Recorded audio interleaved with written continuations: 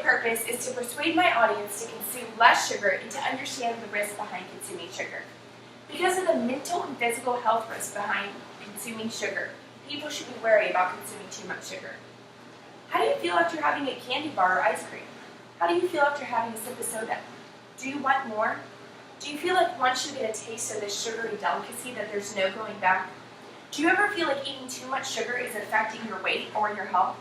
2/3 of adults are considered to be overweight, and 1/3 of those adults are considered to be obese. 1 every 2,150 Americans die each day from heart-related diseases. That's 1 every 40 seconds. In 2012, 29.1 million Americans were diagnosed with diabetes.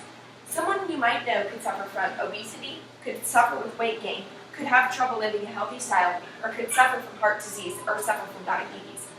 Sugar can become extremely addictive, causing major health problems, but it's an easy fix to take out of your diet.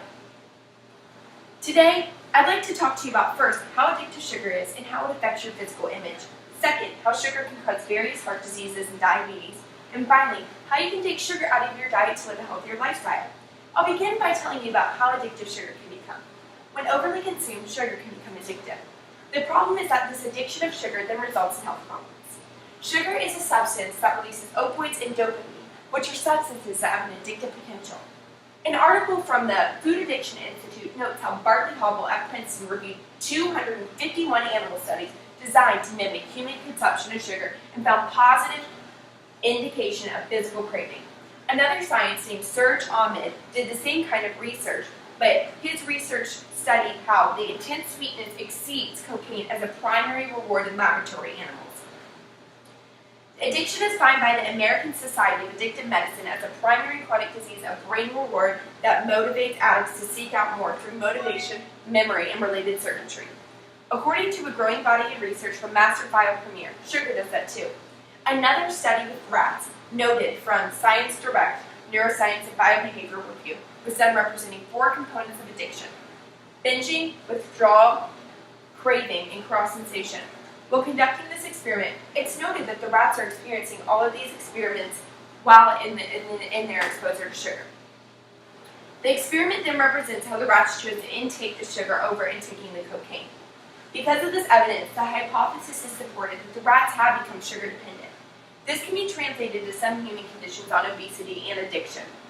This addiction of sugar matters because it's drastically affecting the weight of Americans.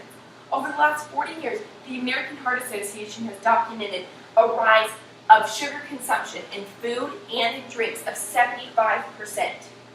Recent studies from the frontiers in biobehavioral neuroscience have also shown that overweight and obese children are consuming a high amount of sugar. The American Heart Association also noted how Americans are consuming nearly triple the amount of sugar that's recommended a day. The American Heart Association recommends that an adult consumes no more than 25 grams of sugar a day. In comparison, a can of Coke is 39 grams of sugar.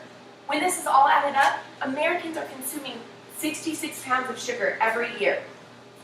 The Food Research and Action Center reviews how this overconsumption is causing 37% of adults to be obese, 17% of children, and 14% of preschool-aged children.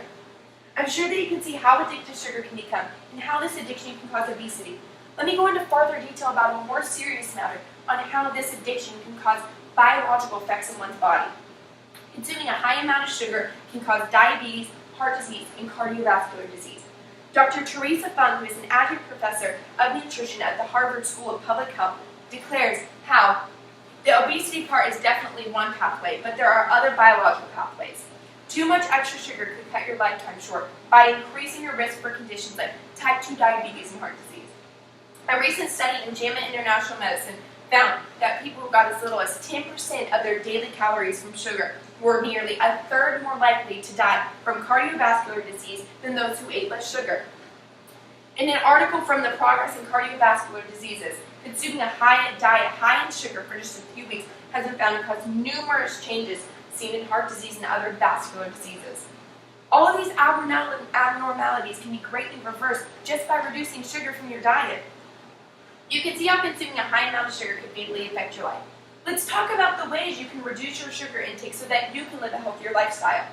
The American Heart Association on Healthy Eating talks about starting by replacing sweets with healthier options.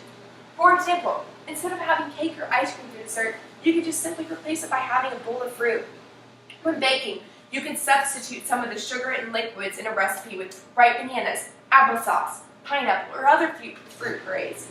Dried foods like dates, raisins, and figs add a good amount of sweetness to foods. If you usually eat things like pancakes with syrup, or muffins, or biscuits, or things high in carbs, you could try cutting out one or more of those meals every week. Start by substituting with something more protein or veggie-based.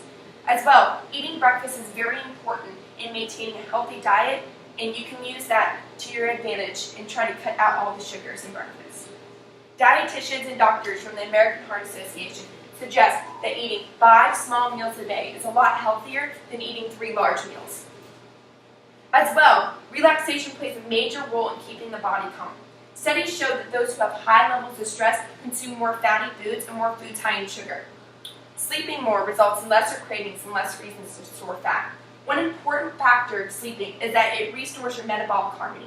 Finally, in tough situations, remind yourself why you're doing this. Keep a note card with you and write down all of the reasons that you're incorporating this diet. You can keep it with you, you can put it on your fridge, or somewhere visible that you can see. As you can easily see, because of the mental and physical health risks that sugar can cause, people should be wary about consuming sugar. What if you are the one that currently or down the road find yourself obese? What if you are the one who gets diagnosed with heart disease or diagnosed with diabetes? Think about the satisfaction of changing your lifestyle and addictive habits. John Rohn once said, "Your life does not get better by chance. It gets better by change." I challenge each of you to create a lifestyle change for yourself so that you can live a healthier life. I challenge you to develop healthier eating habits so that each of you can live a long, happy, and healthy life. Do this for yourself so that you can reduce your risk of addiction, obesity, and heart disease. I hope after today that you too want a long and healthy life for yourself.